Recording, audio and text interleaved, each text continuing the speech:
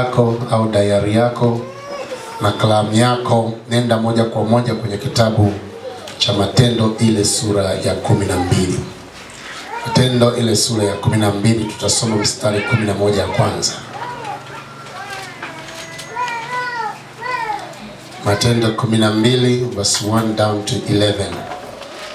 Matendo 12 mstari wa kwanza mpaka ule wa 11. Kitabu cha Matendo sura ya 12 mstari wa kwanza mpaka ule wa 11. Maneno ya Mungu yanasema, panapo majira yale yale Herode mfalme akanyosha mikono yake kuwatenda mabaya baadhi ya watu wa kanisa. Akamua Yakobo ndugu yake Yohana kwa upanga. Na akiona ya kuwa imewapendeza Wayahudi, akaendelea akamshika na Petro. Siku hizo zilikuwa siku za mikate isiyochachwa. Kwisha kumkamata, kamweka gerezani, akamtia mikononi mwa vikosi vinne vya askari wanne wamlinde, akitaka baada ya Pasaka kumtoa na kumweka mbele ya watu. Petro akalindwa gerezani, nao kanisa likamwomba Mungu kwa juhudi kwa ajili yake. Hata wakati Herode alipotaka kumtoa siku ile, ule Petro alikuwa analala katikati ya askari wawili, mfungwa minyororo miwili, ulinzi mbele ya mlango wakilinda gereza. Mara malaika wa Bwana akasimama karibu naye, nuru ikamulika na mle chumbani. Piga Petro ubavuni, akamwamsha sema, "Toka upesi." Minyororo yake ikamwanguka mikononi. Malaika akamwambia, "Jifunge, kavae viatu vyako." Akafanya hivyo. Kisha akamwambia, "Jivike nguo yako ukanifuate." Akatoka nje akamfuata, wala hakujua ya kuwa ni kweli aliyofanywa na malaika, bali alidhani kwamba anaona maono. Na walipopita lindo la kwanza na la pili, wakaja hata mlango wa chuma wa kuingilia mjini, ukawafungukia wenyewe. Wakatoka nje wakapita katika njia moja, mara malaika akamwacha. Na Petro alipopata fahamu akasema, "Sasa nimejua yakini ya kuwa Bwana amempeleka malaika wake na kunitoa katika mkono wa Herode na katika kutazamia kote kwa taifa la Wayahudi." Na Mungu alibariki neno lake. Jana nilizungumza kwa habari za Ayubu. Kwa nini Ayubu hakumkana Mungu? Tuliona mambo kama matatu jana. Ni kwamba jambo la kwanza lilomfanya Ayubu asimkane Mungu ni kwamba imani yake na Mungu haikutokana na baraka alizokuwa nazo. Tulisema ya kwamba shetani alipokwenda kwa Mungu na kumwambia, "Nataka nicheze na maisha ya Ayubu."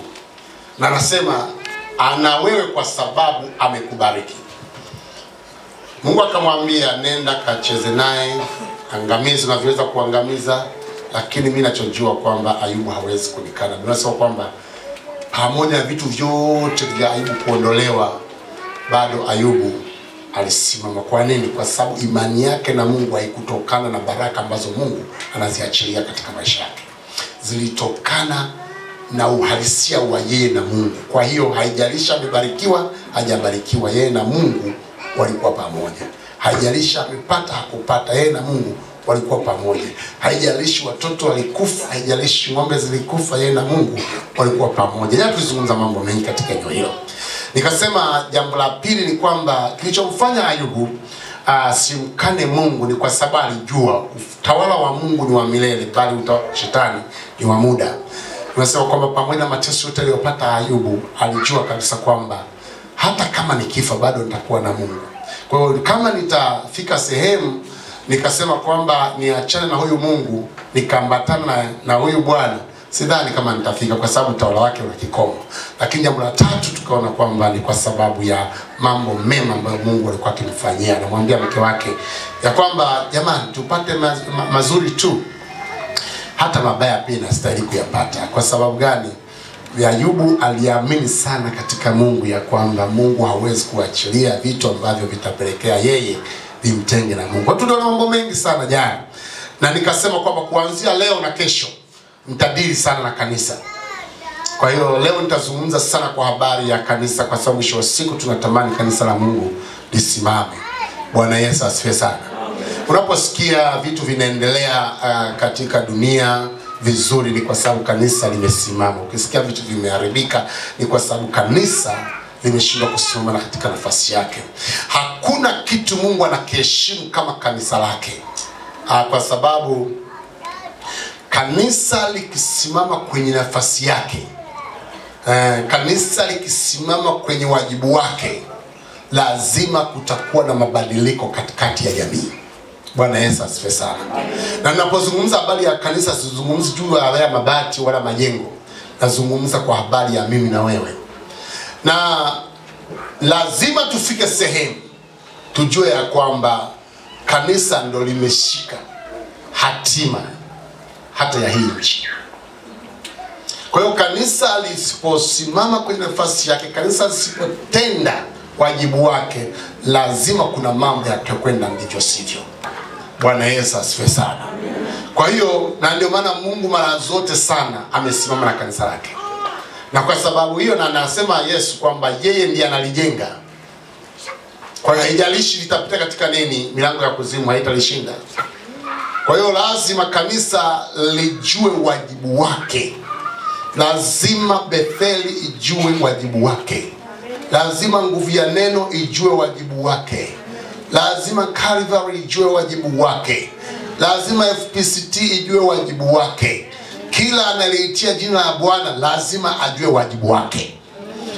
Inatakiwa leo tuking'oa nanga hapa, tukahamishia kwingine, lazima jamii inayozunguka hapa inoti ya kwamba kuna mapungufu yametokea. Sio kwamba watu waseme angalau sasa tutapumzika. Inatakiwa watu waseme kwamba tumeingia kwenye shida. Kwa sababu wachawi wote waliokuwa wanakusanyika huko chini sasa wanarudi na kufanya sherehe. Kwa nini? Kwa sababu kanisa limeondoka. Kwa hiyo kanisa likisimama kwenye nafasi yake, nataka nikueleze ya kwamba Tanzania ni ndogo sana. Mambo mengi yatakwenda vizuri. Na serikali wakati mwingine imeshindwa kutuamini kwa sababu ya mambo mengi ya ajabu ambayo kanisa linafanya. Bwana Yesu asifiwe sana. Kwa hiyo leo nitazungumza sana kwa habari ya kanisa. Na somo linasema kanisa likisimama kwenye nafasi yake, yako matokeo yatakayoonekana. Bwana Yesu asifiwe sana. Kwa sababu hiyo sasa, kitabu hiki cha Matendo tulichokisoma, Biblia imeanza vizuri sana kwenye mstari wa kwanza. Inasema panapo majira yale yale, Herode mfalme akanyosha mikono yake kuwatenda mabaya baadhi ya watu wa kanisa. Hatuwezi tukaelewa majira gani, ni lazima turudi nyuma. Bwana Yesu asifiwe sana. Anaposema panapo majira yale yale, maana yake ni nini? Kuna vitu vilikuwa vinaendelea katika wakati ule. Vitu vile vinaendelea, Herode naye akanyanyua mkono wake kutenda mambo kwenye hayo majira, kwenye hizo nyakati, kwenye huo muda. Sisi kama tunaelewana vizuri. Sasa tunatakiwa kujua maana yake nini anaposema hivyo. Ukisoma sura ya 11 ndio utaielewa vizuri sura ya 12.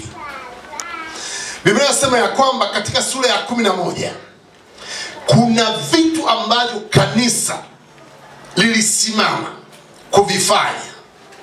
Biblia inasema ya kwamba ukisoma sura ya 11, mitume walipotawanyika wakaenda sehemu mbalimbali. Kuna baadhi walienda mpaka Antiokia. Walipofika Antiokia, Biblia inasema kwamba wale watumishi wa Bwana wakaanza kulihubiri neno kwa nguvu. Ishara na miujiza ikaanza kuambatana na wao.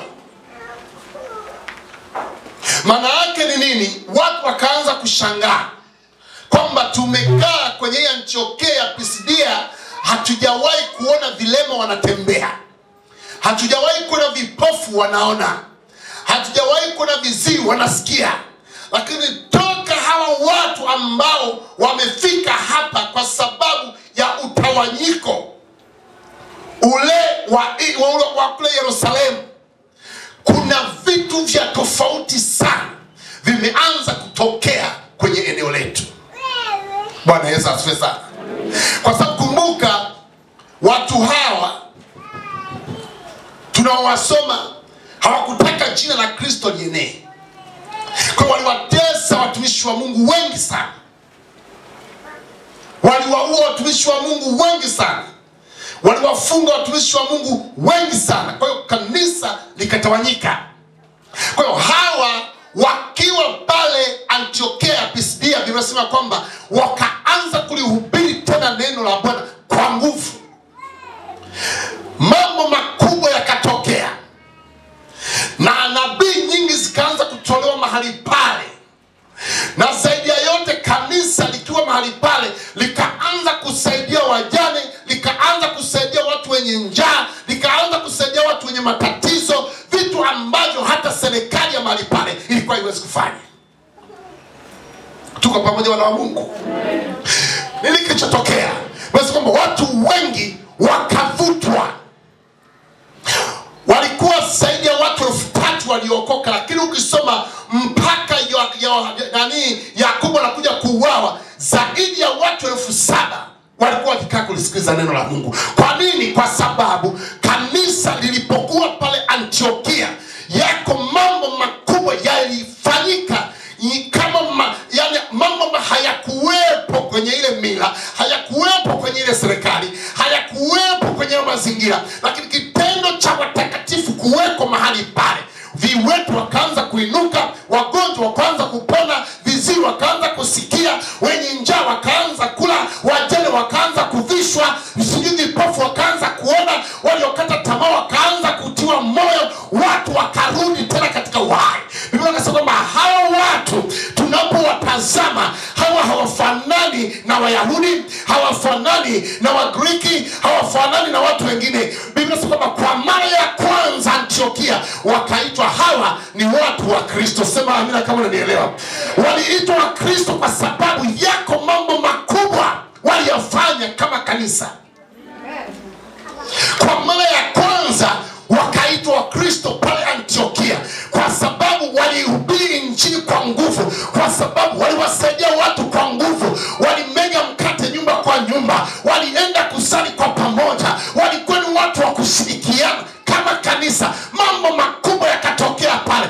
Pendo la Mungu wakaliona pale. Watu walipowatazama wakamtukuza Mungu aliye juu. Wakasema hakika Bwana ametukumbuka katika jina la Yesu. Wako watu wengine walianza kuwa challenge. Petro akamwambia hapana, tulipofika mahali hapa tuliwakuta watu wao kwenye mila na desturi, lakini tulipolihubiri neno la Bwana hata na wengine wakajazwa Roho Mtakatifu wakatabiri. Watu wa mataifa nao wasiotahiriwa wakaanza kumwona Mungu katika maisha yao. Biblia inasema kwamba kwa sababu hiyo mamlaka ikasikia, viongozi wakasikia, wakasema nini sisi tutafanya? Kama yale ambayo tulitakiwa kuyafanya kama wenye mamlaka, kanisa limeanza kuyafanya. Nasema kwamba ili kuzuia hii kazi ni lazima tukamate viongozi. Nasema kwamba akakamatwa nani? Akakamatwa Petro na Yakobo akakamatwa.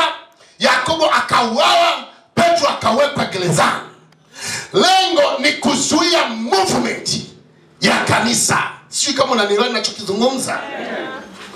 Kwa hiyo katika majira yale sasa ndio tunasema kwamba kipindi hivyo vitu vinaendelea. Kipindi watu wanasema hawa ni walokole, kipindi watu wanasema kwamba hawa watu wameokoka, kipindi watu wanasema ni mali ya Kristo, kipindi watu wanasema kwamba hawa ni wale walioambatana na yule aliyekufa pale Kalvari akazikwa, halafu siku ya 3 akafufuka. Kipindi mambo hayo yanaendelea, Petro na Yakobo wakakamatwa kwa kusudi la kuzuia movement ya kiroho iliyokuwa ikifanywa na kanisa. Nimesema kwamba Yakobo akauawa na Petro akawekwa mahali pale, lakini ukisoma unakuta kwamba pamoja na kwamba Petro alifungwa, lakini Bwana alimsaidia akatoka tena katika jina la Yesu. Sema amina kama unanielewa. Sema amina kama unanielewa. Tuko pamoja mpaka hapo? Umenielewa vizuri mpaka hapo? Kwa mambo ya msingi katika mafungu haya. Jambo la kwanza, kanisa likiamua kusimama katika nafasi yake na kufanya wito wake, lazima uamsho utokee. Amen. Kanisa likiamua kusimama katika nafasi yake na kufanya wito wake lililoitiwa, lazima uamsho utokee.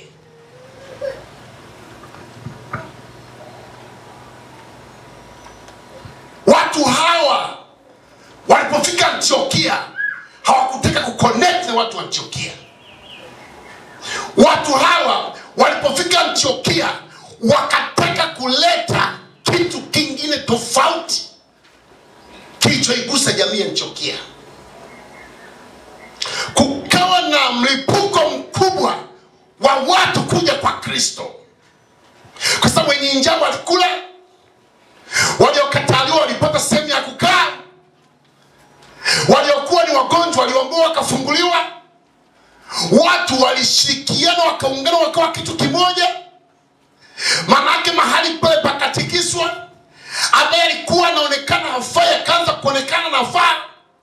Manake nini? Manake kukaileta kitu ambacho mazingira yale hakukuwahi kutokea. Lakini nani anayaleta? Ni wale waliokoka. Nani anayaleta? Ni hao watu ambao wanaitwa ni Wakristo. Nani anayaleta? Ni hao ambao wanaitwa mitume na manabii. Nani anayaleta? Ni hao ambao wanasema Yesu Kristo ni Bwana. Nani anayaleta? Ni hao watu ambao wanaishi katika hema wakiomba asubuhi mpaka jioni katika jina la Yesu. Nani anapika chakula? Ni hao watu ambao wanasema Yesu ni Bwana, wanaosema tumemwona Kristo, wanaosema Yesu amefufuka. Ni hao watu waliosema kwamba sisi ni bora tukamtii Mungu kuliko kumtii mwanadamu katika jina la Yesu. Nani ameyaleta? Ni hao watu wanaosema kwamba hata kama umetufungia huku tutatokeza huku katika jina la Yesu, tutalihubiri jina la Bwana. Ni nani ambaye ameleta?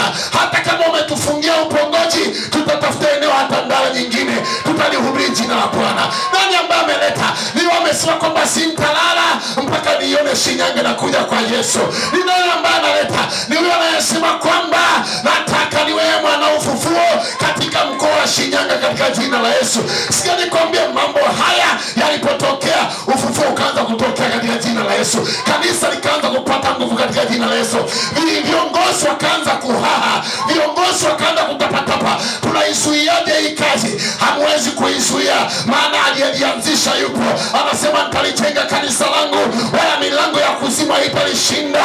Haijalishi nani atasimama, haijalishi nani atazungumza, haijalishi nani atatamka, viwete watatembea katika jina la Yesu. Haijalishi watazuiaje, vipofu wataona katika jina la Yesu. Haijalishi kuna mafuriko yametokea wapi, kanisa litapeleka chakula katika jina la Yesu. Wasiokuwa na nguo, kanisa litawavisha katika jina la Yesu. Ni wasema kwamba watu wakauona uamsho, wakasema hapana, hawa ni Wakristo, hawa wanamjua Mungu, hawa ni watu tofauti, hawa ni walokole katika jina la Bwana, hawa ni wana praise wa pale Betheli katika jina la Yesu. Hawa sio watu wa dini, hawa watu ni tofauti, hawa ni watu ambao hatujawazoea kwenye maeneo. Mahali pale watu wakaanza kuokoka, watu wakaanza kukimbia hekaluni, watu wakaanza kuja kwa Bwana. Kwa sababu gani? Uamsho umetokea katika jina la Yesu. Kwa sababu gani?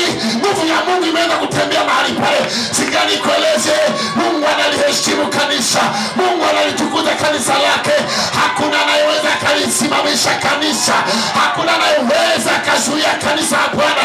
Kama kanisa likisimama kwenye nafasi yake, tunayoshinda katika jina la Yesu.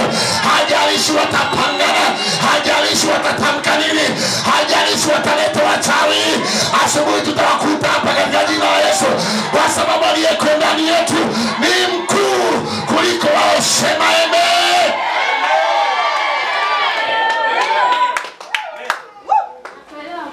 Mungu anaheshimu sana chombo hiki. Sema amina kama unanielewa. Mungu amelipa kanisa nguvu. Isu ni kwamba sisi ndo hatujui nguvu tulionayo. Hatujui nguvu tulionayo.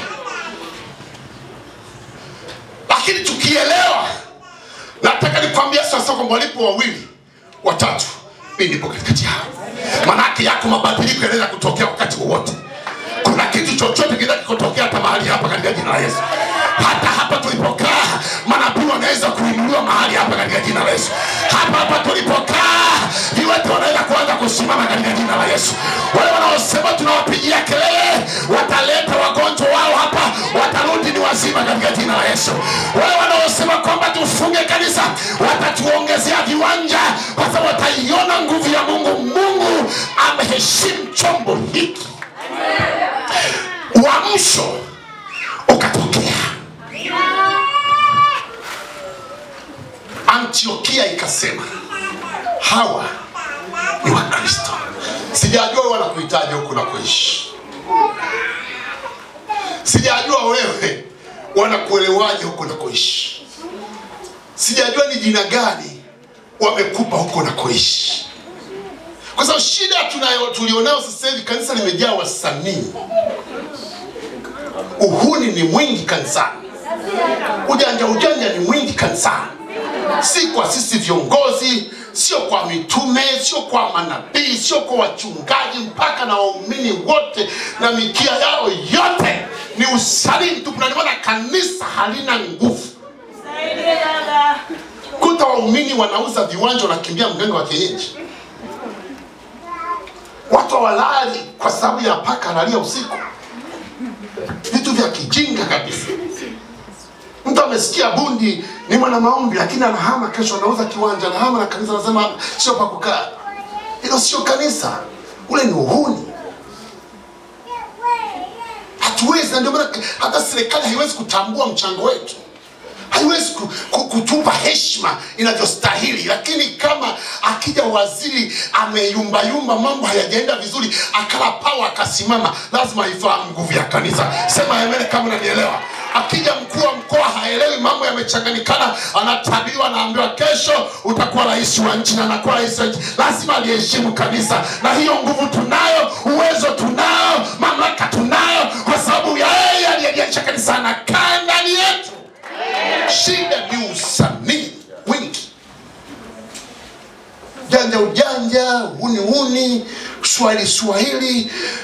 Kuta mchungaji amekopa madeni kwa waumini wote, waumini nao wamekopana wao kwa wao. Yani ni vurugu tupu kwenye kanisa. Kimdana anakuambia nitakulani. Sasa mzee unanilaanije, una shilingi 200,000 yangu baba? Halo. Lipa hela za watu ndo tuanze kulaniana katika jina. Sema amen kama unanielewa. Na uona uamsho unaanzia Betheli katika jina la Yesu. Na uona uamsho unaanzia Ndala. Sema Bwana Yesu. Sema Bwana Yesu, nifanye unyo wa kwanza kuleta uamsho Shinyanga. Tunatamani tuone milima ya maombi na simama Shinyanga. Tunataka tuone maeneo ya semina na tengenezo Shinyanga. Tunataka tuone milima badala ya waganga kwenda kuchimba dawa. Wakristo wako wanaomba kwenye hayo machaka ya Shinyanga. Kwa sababu gani? Uamsho unakwenda kutokea katika jina la Yesu. Kama hawatakwenda wale, tutakwenda sisi katika jina la Yesu. Kama tusipokwenda sisi, atakwenda yule katika jina la Yesu. Haijalishi watakuwa wapi, haijalishi wanazungumza nini, watasema wale walioupindua ulimwengu wamefika huku nako. Sema amen kama unanielewa. Nataka nikueleze na yule Shinyanga, kila duka limeandikwa Yesu ni Bwana. Naona supermarket zimeandikwa hii ni kambi ya Bwana Yesu. Naona makanisa yameandikwa kambi ya makimbilio, kwa sababu huko uamsho unakwenda kutokea katika jina la Yesu. Naona mtu aliyekata tamaa kwenye maombi anakwenda kuwa prayer warrior, anainuka kwenye roho ya maombi. Naona mtu ambaye amekata tamaa katika utumishi wake anakwenda kuinuka tena na kuanza kuwa mtumishi mkubwa katika jina la Yesu Kristo. Na hawa wataitwa waliopindua Shinyanga. Yes! Inawezekana. Sema inawezekana. Mwambie jirani yangu, geukia mtu, mwambie ndugu, usipoanza wewe, ninakianzisha mimi katika jina la Yesu. Sema usipoenda wewe, ninakwenda mimi katika jina la Yesu. Wana maisha na viwango wako wapi wanaosema inawezekana?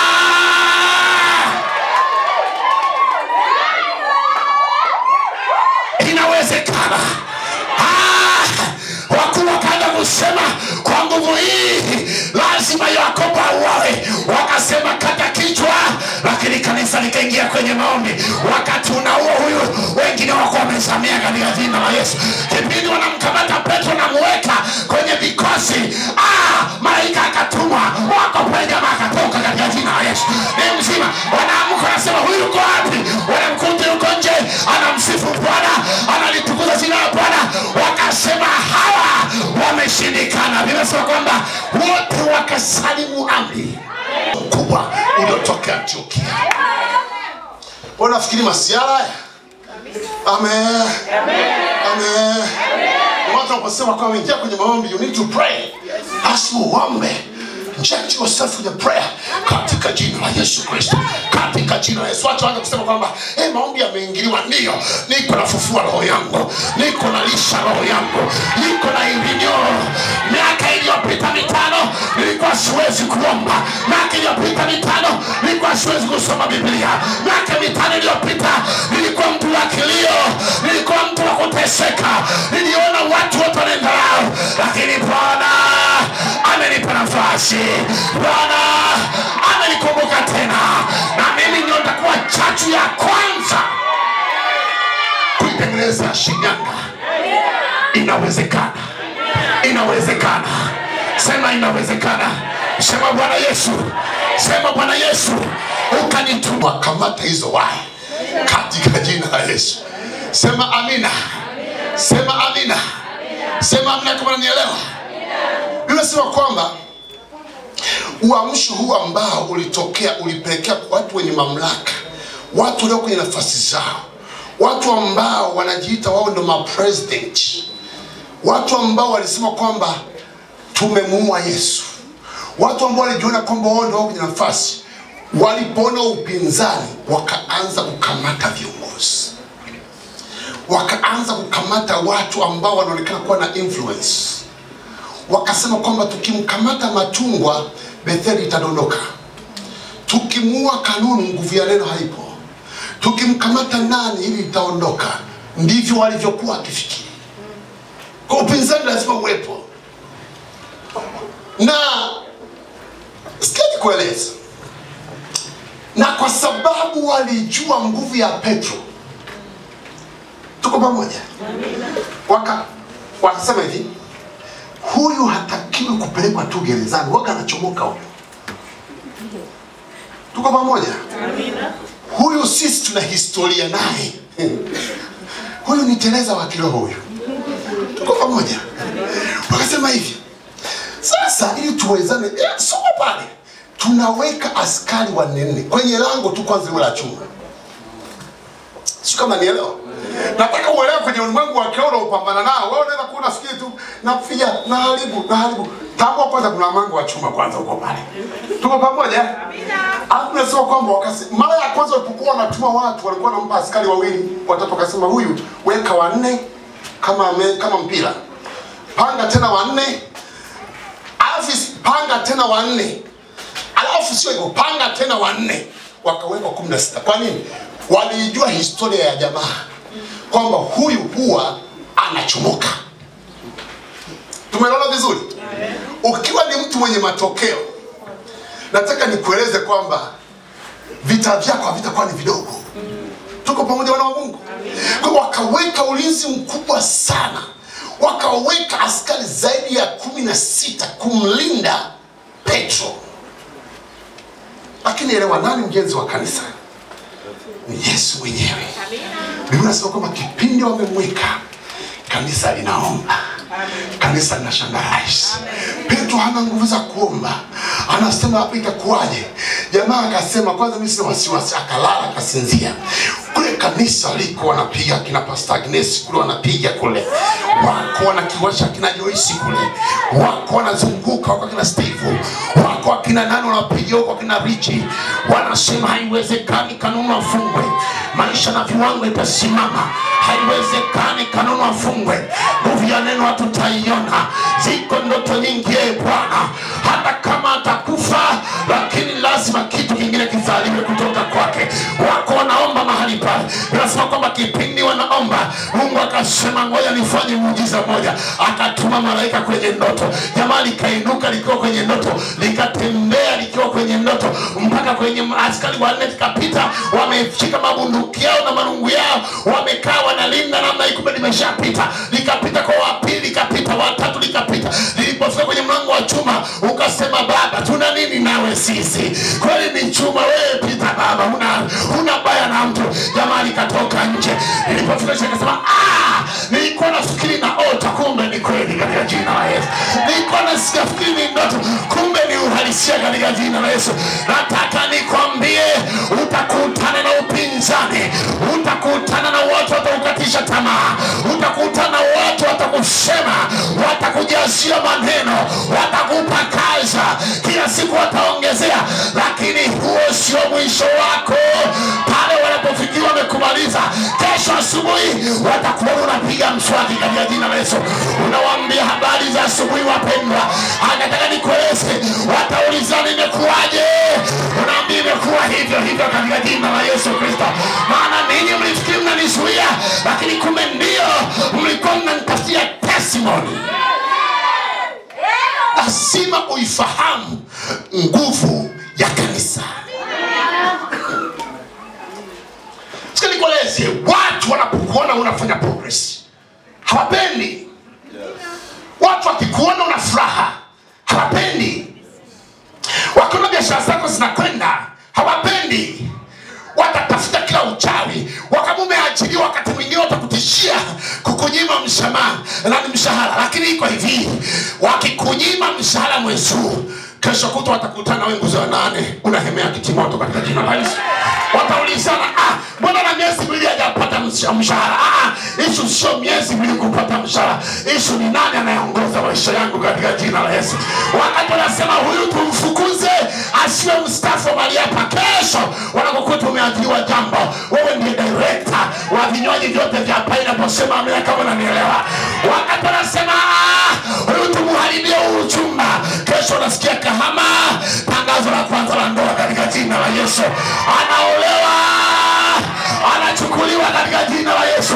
Kwa sababu kazi ya kanisa ni kupambana na kila aina ya upinzani, na sio sisi, ni Bwana. Ndio sisi.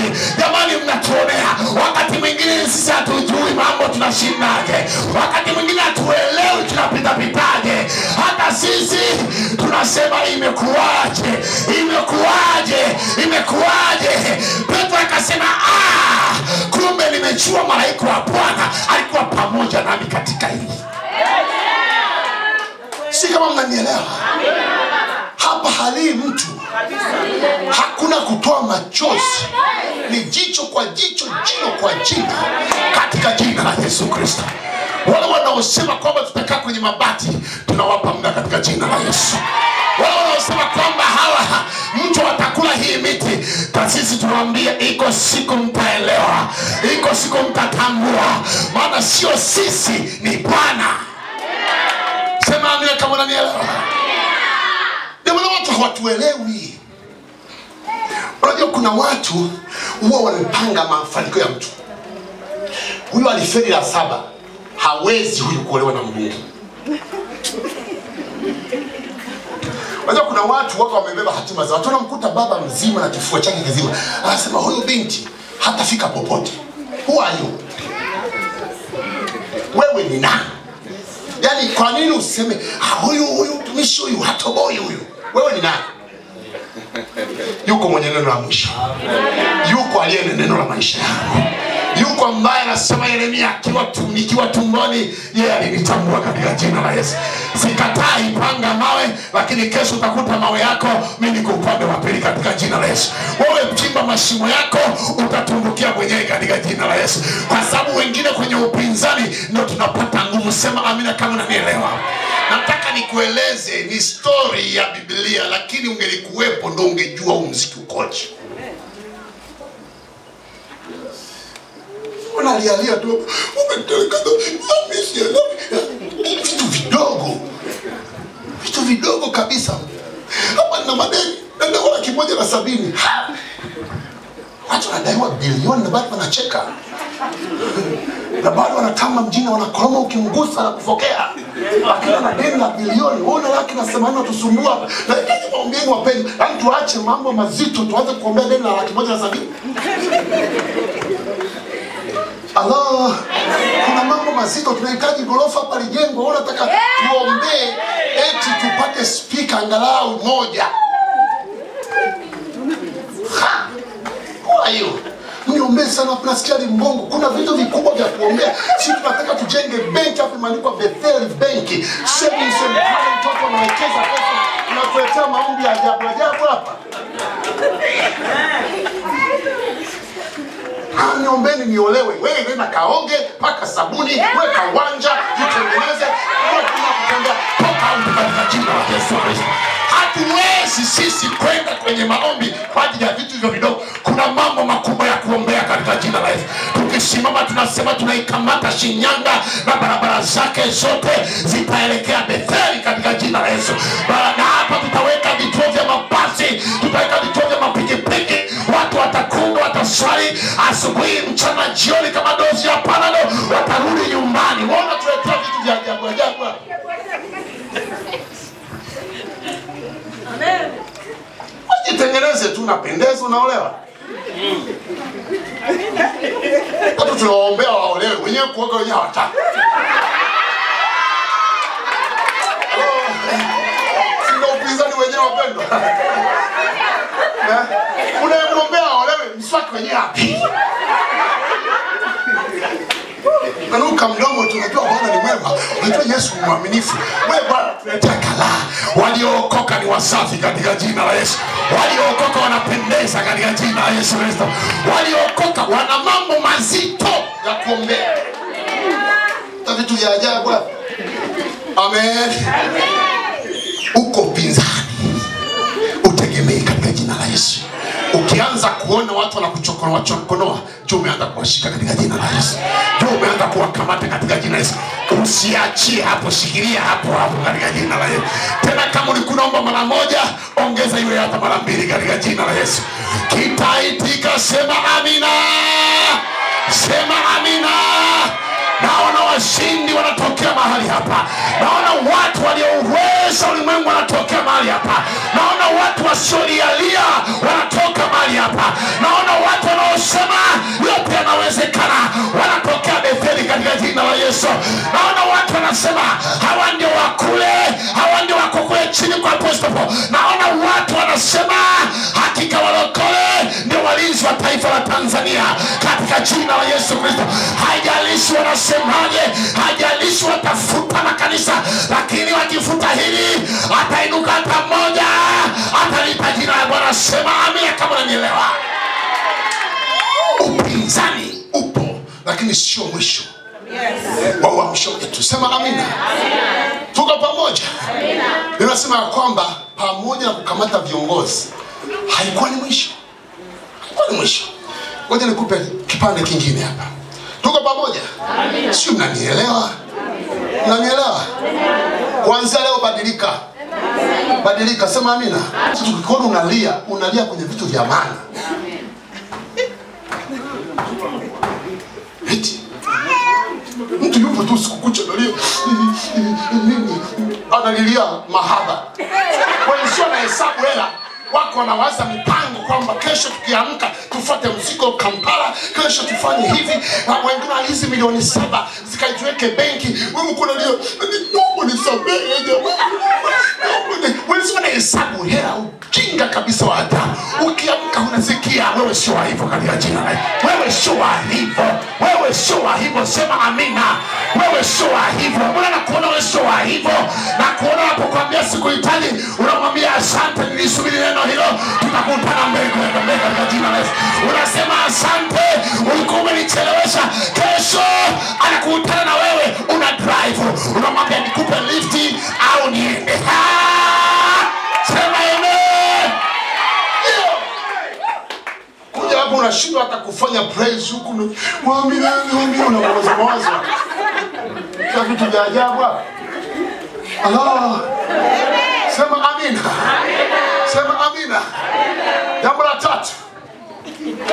Tambua kuwa kila hatua ambayo kanisa litafanya katika uamsho wake, yuko adui kwenye hayo majira yake. Tumeelewana vizuri? Kila hatua unayofanya ina adui yake. Ulivyopambana mwaka jana, sikia nikueleze mpendwa, sivyo utakavyopambana mwaka huu. Kila mwaka una stahili yake. Kama ulikuwa unaomba umelala, anza na kugaragara. Amina. Maana yake ni nini? Huyu Herode tunayemsoma anaitwa Herode Agrippa. Unajua kwenye Biblia kuna maherode watatu. Biblia inasema ya kwamba Herode yule wa kwanza aliyetawala Palestina, ye alianza kutafuta kumuua Yesu. Tuko pamoja mpaka hapo? Hayo yalikuwa ni majira. Jamaa alipambana hata akaagiza watoto wote wa miaka 2 na kushuka chini wote wafanyeje? Wawawe. That was Herode mkuu. Baada ya kifo cha yule, mtoto wake anaitwa Herode. Huyu mtoto wa nani wa Herode mkuu anaitwa Herode Antipa.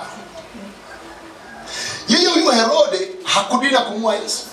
Nataka nikueleze tu jinsi shetani ambavyo huwa anaacha assignment katika hatua zako za safari. Baada ya kutoka akaingia huyu Antipa Herode. Huyu ni mtoto wa Herode huyu wa kwanza. Kumbuka utawala wa kifalme. Yeye alipambana na kuua injili ya Yohana. Na huyu Antipa Herode alizaa watoto wawili ambao ni wajukuu wa huyu baba aliyetaka kumuua Yesu. Anaitwa Herode mkuu. Alimzaa anaitwa Herode Agrippa na Herodia wa kike. Huyu Herodia siku ya birthday yake akadimandi kichwa cha nani? Cha Yohana. Unaona vitu vinavyokwenda eh? Kwa hiyo wakamua nani? Yohana. Huyu alitawala Galilaya yote na Perea. Baada ya huyu nataka tu alipomaliza tu akaingia Herode. Season nyingine hiyo. Kanisa lilipoanza, mambo makubwa yalipoanza kutendeka, ishara zikaanza kuonekana, akainuka mjukuu wa Herode mkuu ambaye ni mtoto wa Herode Antipa. Kaka yake na Herodia anaitwa Herode Agrippa. Tuko pamoja? Yeye ndio akadiri na kuzuia kanisa. Sasa nataka nikuoneshe kwamba kwa sababu kuna wengine mnataka mtumie maisha ya Herode mkuu myabebe myaweke kwa Herode Agrippa. Hayatafanya kazi. Kila Herode ana style yake ya kupiga. Sema amina kama unanielewa. Sema amina kama unanielewa. Kila Herode ana nini? Ana style yake ya kupiga. Kwa kadiri mambo yalivyokuwa yakienda, kulikuwa na utawala fulani uliodili na hiyo season. Shetani wa mwaka 2024 sio shetani wa 2025. Tuna version nyingine, tuna toleo jipya. Na mwakani kuna toleo lazima upambane kama 2026. Ukitaka kubeba kanuni za mwaka huu uzipeleke 2026, tutakuacha. Sema amina kama unanielewa. Kwa sababu hiyo kila unapopiga hatua kuna shetani wake. Kila unapopiga hatua kuna mapambano yake. Kila unapoongeza hatua kuna mapambano yake. Kwa lazima uwe na akili, lazima uwe na busara kujua majira ulionayo katika jina la Yesu. Sema amina kama unanielewa. Kwa kadri unachoongezeka katika maisha yako ya kimwili na maisha ya kiroho, uwe na uhakika upinzani utaongezeka na adui zako wataongezeka. Usishangae kuona familia moja inasimama na wewe, baba yake alipambana na wewe, vinakuja na vitoto vinapambana na wewe mpaka vichukuna vyenyewe havikupendi. Unaenda kushangaa familia shida gani? Hao wamepewa assignment kwa ajili yako. Nataka nikueleze, usiposimama ukabadili stali za mapambano, ukahakikisha unaingia kwenye maombi makali, ukahakikisha ukaona watu wanaomba kwa ajili yako, uwezekano mkubwa wa kufeli unaweza kuwa nao. Ndio maana kanisa liliingia likaanza kuomba. Kipindi Petro hawezi, wengi likaanza kutoa nguvu ya kutosha mahali hapa, ili kutoa mapambano ya kutosha mahali hapa. Nataka nikueleze, kuna mtu anaweza akawa hapa kanisani ukapambana, akiondoka inabaki familia. Hiyo familia inaanza kukusumbua. Ukiondoka na kuja mjomba wao naye anaokoka, naye anaanza tatizo hilo hilo. Unafukuza mjomba, kanakuja kabinti na kenyewe nikatoroka shangazi yao mkubwa, kanakuwa ni tatizo. Lazima tuinuke nao katika jina la Yesu. Lazima tuwabebe kwenye maombi katika jina la Yesu. Utawala uliopita sio utawala huu katika jina la Yesu. Na maombi ya mwaka huu, kama hatujaomba vizuri, lazima tubadilishe stari ya kuomba. Kama mwaka ule hawakuuawa watu, mwaka huu wameuawa, maana yake ni kwamba shetani wa mwaka huu yuko tofauti. Lazima tuvae na buti, sema amina. Lazima tusilale, kwa sababu stari ni nyingine. Hatujui 2030 kule takuwaje. Lazima tuwe tofauti. Haya wanayajua walio rohoni, hawa wanayajua wanaitwa na Mungu, hawa wanajua ambao wanajua wameokoka, hawa wanajua ambao nini maana ya uamsho, hawa ndio wanajua nini maana ya kukesha. Usipoelewa hayo, utapiga mark time. Tutakuwekea mikono mpaka nywele zitanyonyoka, kwa sababu sio majira ambayo unayacheza. Nataka nikwambie, kila season ina shetani wake. Tuko pamoja? Kila season uliopambana nao pale, sio utakaopambana nao. Sio utakaopambana nao. Hafu tuna nyakati za kustareheshwa. Sema amna kama unanielewa. Ziko nyakati za kustareheshwa. Lazima uwe makini. Subiri uombe na mchungaji na ana vita yake. Tunamkaga. Unalipiga. Siku moja nimelala na ni kwangu. Nitoka niishi sija kukutana hii style. Wala nikasikia kama nimeshikwa mguu. Nasema maana juzi kanisani niwaambie, unajua wakati mwingine wachawi msiwakimbie. Ukiomba ukaona bado nakusumbua, mwambie Bwana amdhihirishe. Amen. Alafu kumdhihirisha wala usiombe. Yes. Chukua kama ni mkanda. Kwa pamoja. Kama una fimbo, mwambie shenzi kabisa. Sema amina. Kwa sababu nimeomba hakieleweki, sasa tunakwendaje? Hello. Sasa mimi nimekaa nikasikia nimeshikwa. Nikasema nani anashika? Sema aje mtumishi anashikwa, sasa waumini sio wako hoi. Nikasema nani? Nikaamua kuneutralize kwamba it's just a normal thing. Nikalala, kushtukia nikasikia redio. Sabufa linadunda. Nibebe. Nikasema ina maana. Sasa nikawa najiuliza, hii redio nimeiacha. Unajua mimi kichwa changu kina maswali mengi sana. Nilisahau. Sikuelewa. Yaani shetani akakwambia anataka kunipotea kwamba inawezekana niliacha tu kama hivi. Lakini akili yangu hainipi, kwa sababu nikitaka kwenda kulala huwa nakagua na chomoa nyaya zote kwa ajili ya shoti za umeme. Hasa huu mdundo na kwenda kwenye C piano, wapendwa, iko kwenye 60 volume. Nikasema sawa, punguza. Nikaanza kusikiliza ule wimbo, nibebe. Nikasema okay. Baadaye nikazungumza, kama nazungumza na mtu, nikamwambia hivi, nikainama hivi. Kwa hiyo ukaanza kusema, umeona uje kwa staili.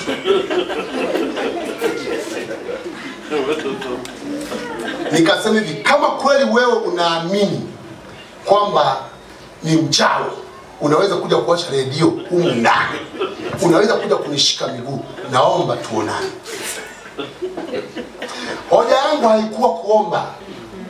Hoja yangu ilikuwa ni kumkamata na kumgongesha. Sema amina kama ndio. Hapo ndio mkiona chaka. Vuta, mwambie kaa hapa. Unajua wamelala wanatafuta afya, unafanya nini? Sema amina kama unanielewa. Sema amina kama unanielewa. Kila season ina style yake ya mapambano. Sema amina. Sema amina kama unanielewa.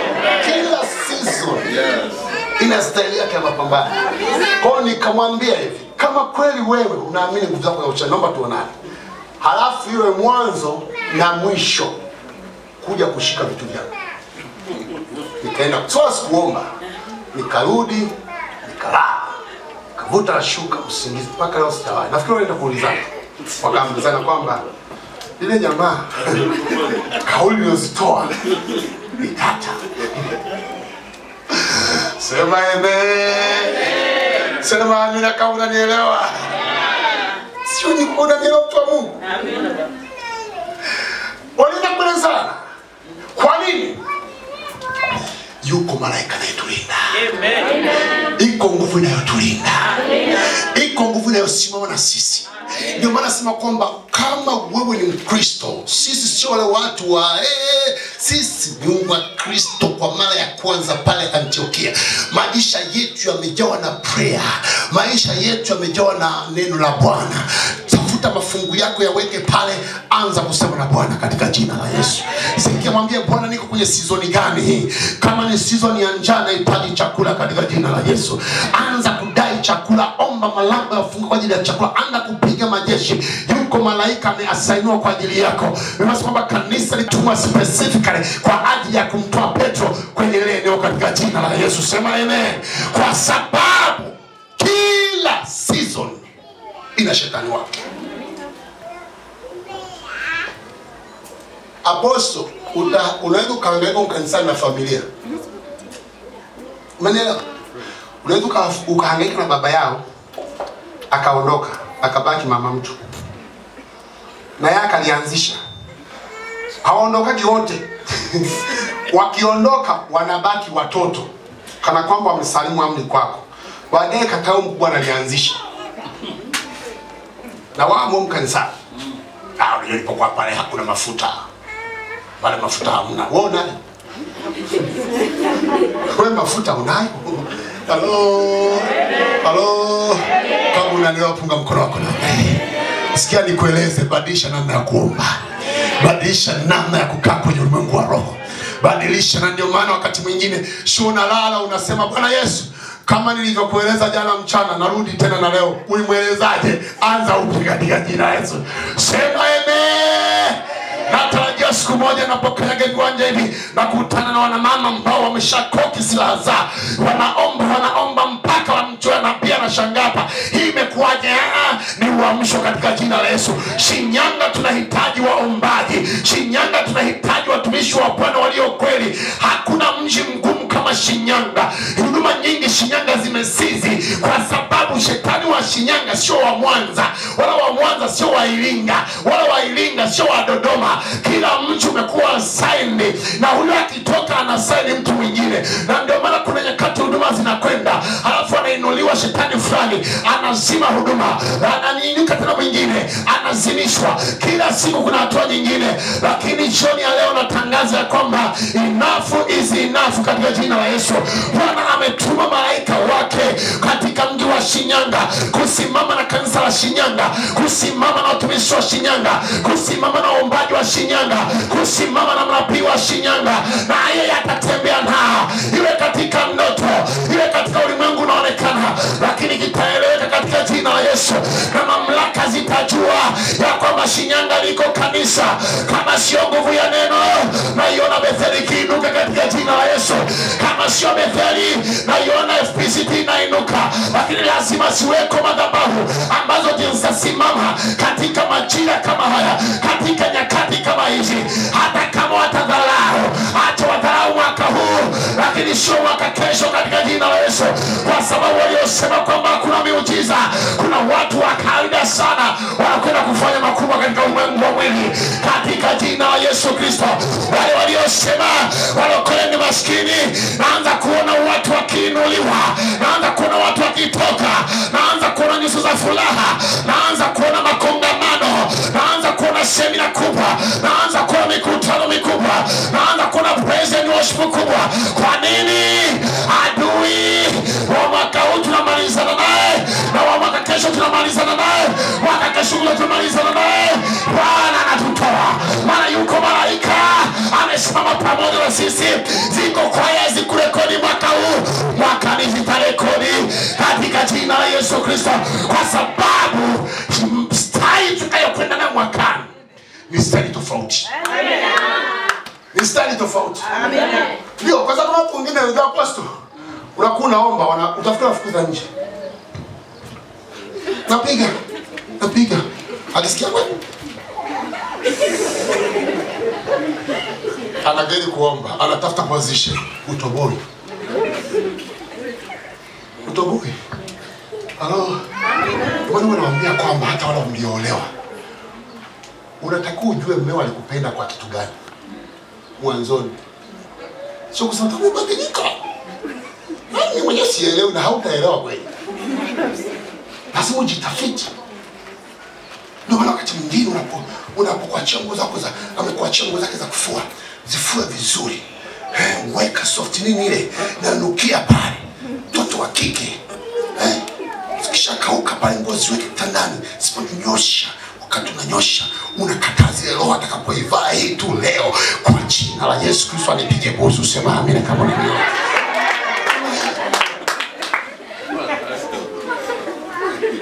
Sema amen. Leo atakapoivaa hii pensi, nguvu za kutoka zimuishia, haone uchovu, akaangalia TV nyumbani katika jina la Yesu. Na akibaki nyumbani na kae nyumbani.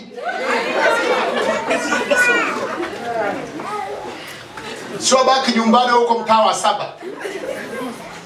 Niona kama mambo nyie. Na ukae mkao. Sio mimi niko na Bwana Yesu, tabaki naye bwana. Wewe Bwana Yesu amevaa kanzu utoto mpaka uzima, mume wako anavaa modo. Wale kama vitu vile tofauti hivyo. Halo. Sema amina. Wewe unafikiria aliyevaa kanzu utengeneze sana anayevaa modo? Wewe mwenyewe mume wako unajua kwa msahili bishiri. Kuna wakati wewe mwenyewe unalijua, alafu unataka kuishi nao kizembe. Lazima akili yako iamke. Mtu aliyeokoka wani akili yake imeamka kao. Pendeza mapema asubuhi. Jua namna ya kuongea.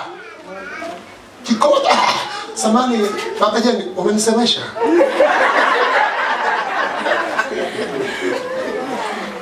Unakaa kwenye majira. Nilikuwa nakoa tu. Pole sana baby, umeumia. So umekaa tu. Mimi tulikutana meza 32 na tutaachana hivi. Sitishiki mimi. Haya sawa. Nitakuja kuomba na nabii wako huyu hapa. Mpaka mimi sitanuka. Hello. Sema amina kama unanielewa. Sema amina kama unanielewa. Punga mkono wako namna hii. Tunakwenda katika jina la Yesu. Tunakwenda katika jina la Yesu. Kuna kitu kinajengeka. Leo ukitoka mahali hapa ukoe tofauti. Useme nani amewafundisha mambo?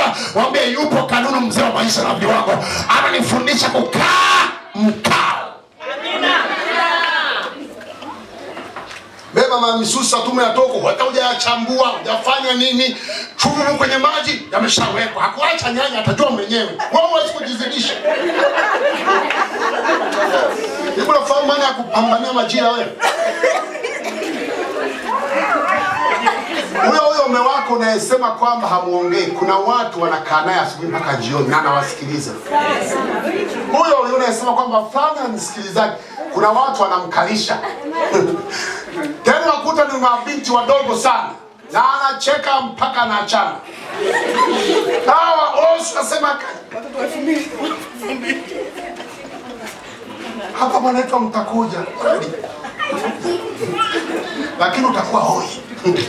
Sema amina. Sema amina. Kila season na mapambano yake. Kila season hakuna kuzee. Tunasema kwa Yesu hakuna mzee. Umeelewa mamangu? Boost. Vizuri. Wana sisi tumezeeka hapa lakini bado niko na ubarangu hapa. Wakati mwingine alishtua mama, hebu kaa vizuri mama, yanazidi ili tufike. Sema amina. Unafikiri mambo machache haya? Dunia iko kasi. Amen. Ukiletea shwa. Nasema Bwana Yesu. Yesu akwambia waache wafu wakazikane wako wao. Sema amina. Hallelujah. So change your mindset. Be tofauti. Ukiagizwa kazi na mwenzi wako kaifanye kwa ubora. Amen. Ili aseme niko na chombo kinachojielewa. Amen. Kiamka asubuhi oga. kabla hujaanza kazi zozote. Kama unanyonyesha, hakikisha unabadilisha hizo brezia. Sio unakuta mambo yako tu namna eti kisa unanyonyesha. Hapana. Kaa, oga mapema, kaa vizuri, kaa. Mnyonyeshe mtoto katika pose. Akimaliza jifute, tulia.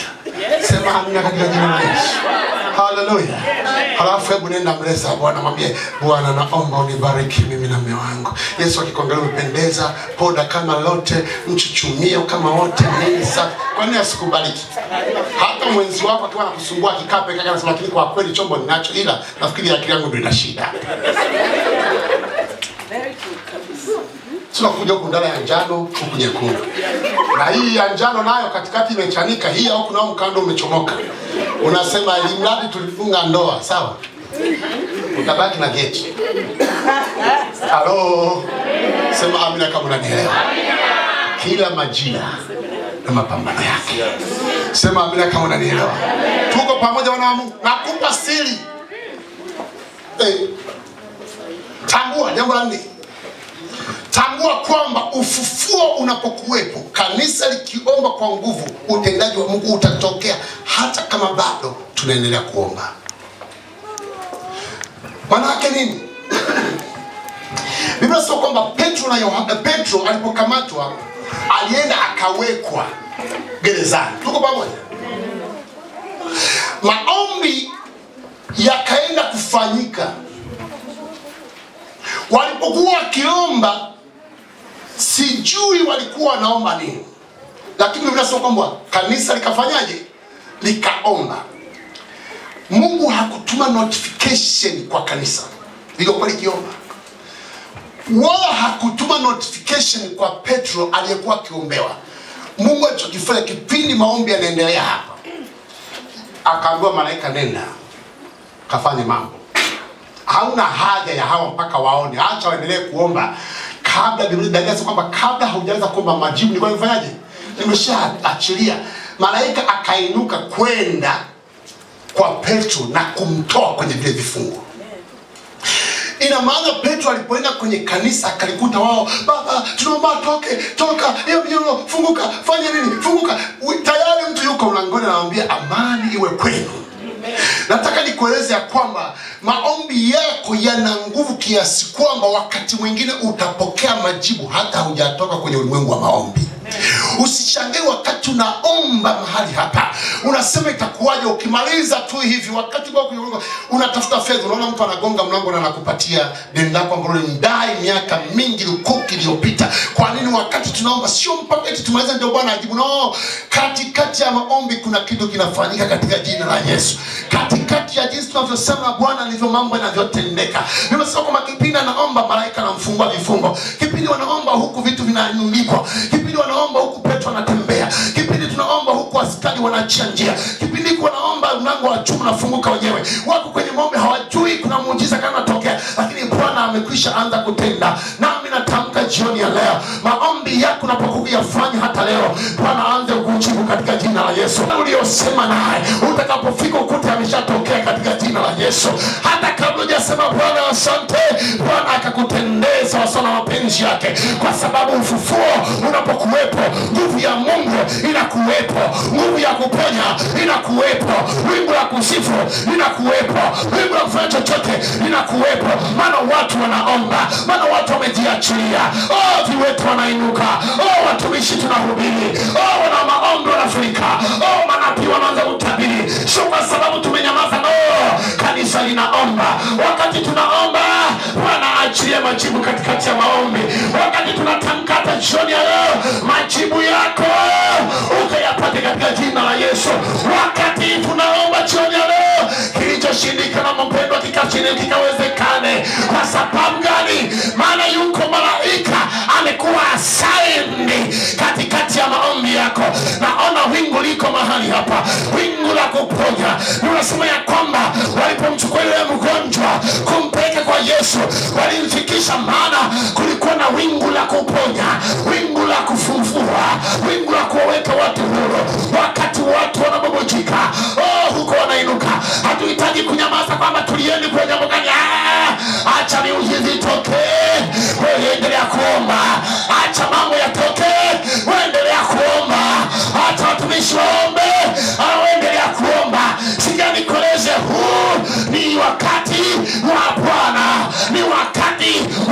kanisa kuleta mabadiliko katika mkoa wa Shinyanga. And it is very possible. Kwenye maombi unaona wateja wanakuja kuchukua. Wakati unabaki tukisema Baba asante kwa ajili ya kazi yako. Bwana umetenda katika jina. Sema amina.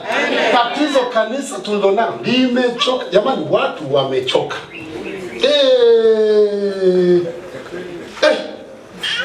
Watu wamechoka. Mtumishi wa Mungu mmoja anapenda kumkota akasema, yaani hata watu wakienda kuomba wanasema tuko mlimani, wanabeba na magodoro. Bimba tuna maombi ya siku 3. Nchi 6 la mchungaji Kanunu, unajua baba lazima pumzike pazuri. Yaani hamna maombi. Wakati tunaomba unakunywa dasa ni ambacho kutukutukutuku. Baba asante kwa sababu hakuna utoboi. Utoboi, yaani kama ndio kanisa la hivi, bado sana. Bado sana. Leo sio kwamba katika agano la kale hata walijipaka majivu. Wale shangifikia hata walijipaka majivu. Ukiona watu wamejipaka majivu unashangaa. Wafu naita theolojia, kujipaka majivu ilikuwa ni ishara ya unyenyekevu. Toka. Hello. Sema amina. Sema amina. Tuko pamoja na Mungu. These people walikuwa wanaomba huku mambo yanakwenda. Huwa tunaomba huku vitu vinakwenda. Utaona uamsho. Tunaposema kwamba tunahitaji kujenga kanisa hapa, tunachanga michango na maombi yanaendelea. Sio kwamba kesho tunakuwa na maombi kwa ajili ya kuombea watu wapate hela tuchange. Hatujui zitatoka wapi, lakini sessions za maombi zinaendelea. Wengine ukishatendewa mnaacha kuacha. Amejibu yani.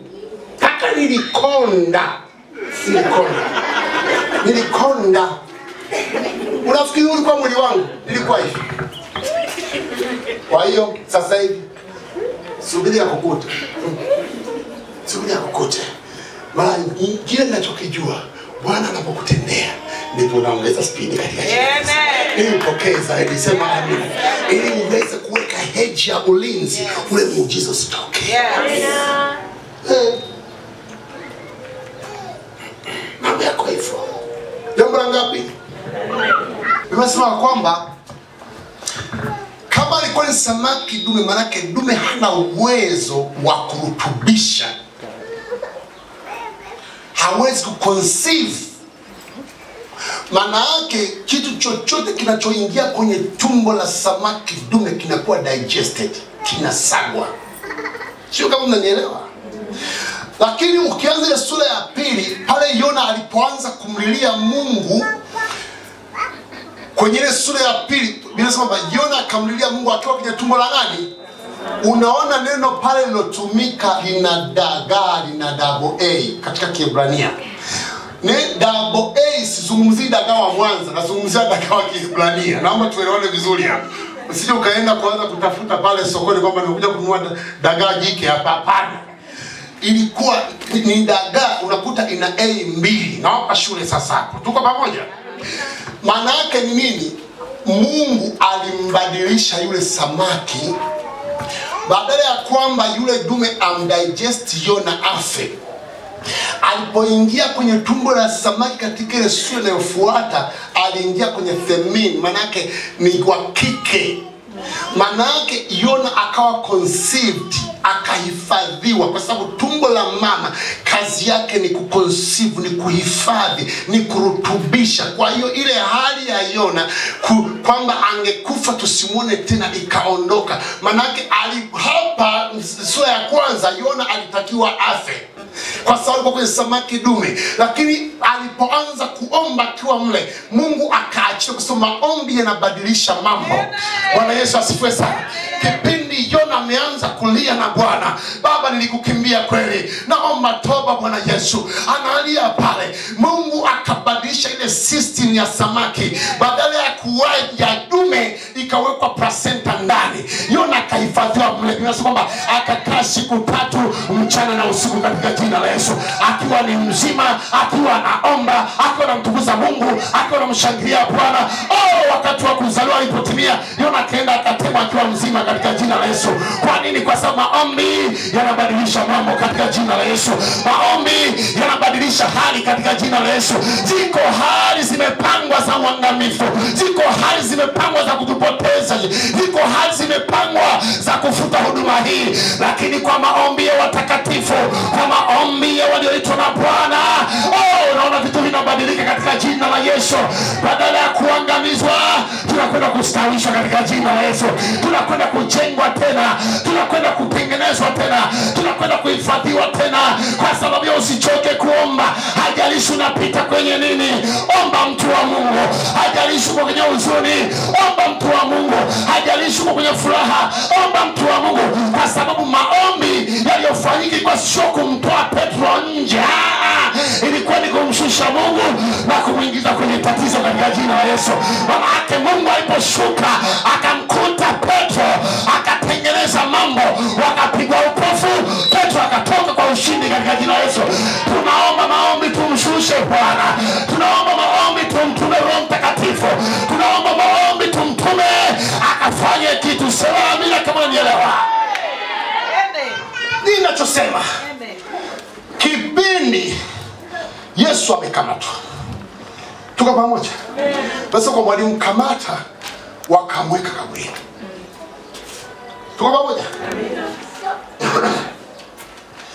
Hawa kina Mariamu Magdalena kina wakarudi, wakaenda kuendelea na desturi zao. Biblia inasema kwamba wakadumu katika sabato yao, maana wakadumu katika kumwomba Mungu.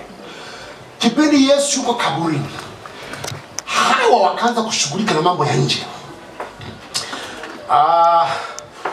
Mzee mfalme, tunaomba askari. Wakaweka kaburini, wakatuma askari, wakaweka wapi? Kaburini. Tunaomba na jiwe na muhuri, likawekwa mahali pale. Likachukuliwa jiwe, likawekwa mahali pale. Wakasahau kwamba Mungu anashughulika na mambo ya nje, Mungu anashughulika na mambo ya ndani. Amen. Kipindi wao wameweka askari nje, kipindi wao wameweka hizo sijui mawe nje, Roho wa Bwana akashuka ndani, akaanza kumfufua Kristo, akaanza kumtengeneza Kristo.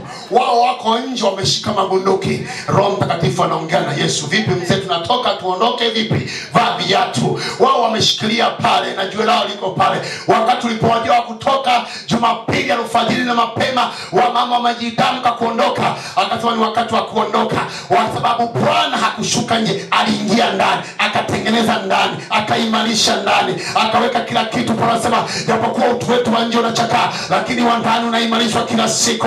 Bwana akaimarishwa, uhai ukaachiliwa. Alipoachiliwa kwa mamlaka yote, Biblia inasema kwamba mahali pale pakatikisika, pakapasuka. Kilichotokea hata wale wa makaburi alikuwa karibu, wakaanza kuchomoka mmoja mmoja katika jina la Yesu. Halafu ile kaburi nalo likapasuka, jiwe nalo likakaa pembeni. Mwanaume akatoka, askari wakakutana na mwanga, wakaenda chini kama Sauli. Mwanaume akaenda mpaka Emausi. Sema amina kama unanielewa. Kwa sababu wao walikuwa wanashughulika na ulinzi wa nje, lakini Mungu huwa anashughulika na mambo ya ndani. Nataka nikueleze, unapoomba unamkadisha Mungu kuingia kwenye system. Watu wanaenda kukuona ni wa kawaida sana nje, watu wanaenda kukutana kukucheka, lakini kuna muujiza unatengenezwa kwenye ulimwengu wa roho. Kuna kitu kinaumbwa kwenye ulimwengu wa roho. Kuna biashara inatengenezwa kwenye ulimwengu wa roho. Itakapokuja ukamilika, watasemezana, wataulizana imekuwaje. Watakuja na wataambia hata mimi sijui, ninachojua nilikuwa kipofu, sasa naona. Sema mle kama unanielewa. Kwa sababu maombi yanabadilisha mambo. Sema amen. Prayer ndio kazi yake. Nimesema kwamba wao wanashughulika na ulinzi, kumbe malaika ameshuka kwenye ulimwengu wao. Alitoka kutoka. Shida unawarushia maadui zako. No, let God go in your problem. Throw him there. Utaona vitu vinachotokea. Tuko pamoja watu wa Mungu. Mambo yanabadilisha mambo. Iwe hivyo kwako katika jina la Yesu. Iwe hivyo. Bwana akakutana na haja wewe wako. Chochote ambacho unakiomba katika ulimwengu wa mwili, hebu Bwana aingilie kwenye ulimwengu wa roho katika jina la Yesu. Hata kama ukiwa hujui, just let him do it. Mwacha afanye, mwacha afanye, mwacha afanye. Nataka nikwambia hata wewe utashangaa. Bwana amenishangaza katika jina la Yesu. Utashangaa, watakuuliza na hautakuwa na majibu ya kutoa. Sema amina. Tuko pamoja mtu wa Mungu? Na mwisho, tunasema kwamba na uamsho huu ukiwepo, tegemea malango kufunguka. Uamsho huu ukiwepo, tegemea malango kufanyaje? Umeona nguvu ya kanisa? Umeona uwezo tulionao wana wa Mungu? Shida sio Mungu, shida ni sisi, tumejichanganya mno. Tumejichanganya mno. Kesho nitakupa siri zingine za ajabu sana ambazo Bwana amenipa kwenye kifungo. Sikia nikwambie. Biblia inasema kwamba kulikuwa na lango la chuma ambalo ukisoma katika theology lilikuwa linafungwa na watu zaidi ya 14. Na lilikuwa na lock za kutosha. Tuko pamoja na Mungu? Amen. Lilikuwa na lock za kutosha kwa sababu lilikuwa la gerezani. Na walimweka humo kwa sababu walijua historia. Katika Matendo 4, Petro alifunga akachomoka. Ukienda sura ya 5, Petro anakamatwa anachomoka. Hii sura ya 12 akasema huyu lazima tuweke maximum security. Lakini unajua kilichotokea ni nini? Wale ambao wamekufunga wewe, wale ambao wamezuia mambo yako wewe, wale ambao wanasema kwamba hapa tumemweza, nataka nikutumie taarifa ya kwamba watakushangaa. Watashangaa. Wale wameloga biashara zako watashangaa. Kuna lango linakwenda kufunguka, wewe hautajua wala wao hawatajua, lakini utaziona baraka za Mungu katika jina la Yesu. Kuna vitu vinakwenda kufunguka, wewe utajua, hata wao waliofanya hawatajua, lakini utasema Bwana nikupe nini? Maana hata sijui. Biblia kwamba Petro alipofika mahali pale, lango la kufungwa na jumuiya ya watu, lango la kufungwa na pini nyingi, lakini alikuta limefunguka katika jina la Yesu. Bwana akafungue malango yako. Bwana akafungue malango yako. Kila lango lililofungwa la mafanikio yako leo likafunguke katika jina la Yesu.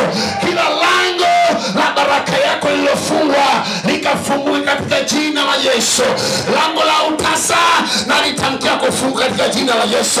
Lango la umaskini achia katika jina la Yesu. Lango la kukataliwa toka kwa jina la Yesu. Bwana akakuone, Bwana akakukumbuke. Malango yako yawe wazi daima. Malango yako yawe wazi daima. Malango yawe wazi daima. Hajalishi alifungwa mwaka gani, natangaza kufunguliwa kama nabii wa Bwana. Natangaza yawe wazi katika jina la Yesu. Wale waliosema kwamba tumemaliza, watumie salamu ya kwamba nipo sana. Bwana amenikumbuka tena. Bwana ameniona tena. Kama unanielewa, simama mahali ulipo. Kama unasikia maneno, simama mahali ulipo. Mwambie Bwana, nimegundua siri. Nimejua ya kwamba kwa sababu umetutembelea, kuna kitu nakwenda kukifanya. Kuna kitu nakwenda kukiachilia kwenye ulimwengu wa roho. Na Bwana akakukumbuke jioni ya leo katika jina la Yesu Kristo. Ni malango gani yamefungwa? Ni vitu gani haviendi? Biblia inasema hivi, yalifunguka yenyewe. Amen. Yalifunguka yenyewe. Sasa kama hakuna bado la kusukuma, bado sana. Bado sana. Uamsho ukiwa ndani yako, kuna vitu vinakwenda kuachilia. Praise tafadhali. Kuna vitu vinakwenda kuachilia. Nataka leo tukatamke juu ya malango yaliyofungwa. Na wala sio katika Shinyanga, ndani ya maisha yetu. Unajua hali yako ilivyokuwa. Unajua mambo yako jinsi yalivyokuwa, lakini kama yamebana hivi, ni kama vitu vimekwama hivi. Hayo ni malango. Unaweza kwamba waliweka malango ya chuma. Waliweka malango ya chuma.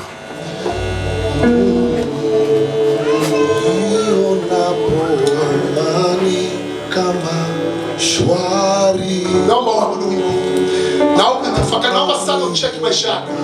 Naomba ujiangalie sana. Maana tunataka kuingia kwenye maombi.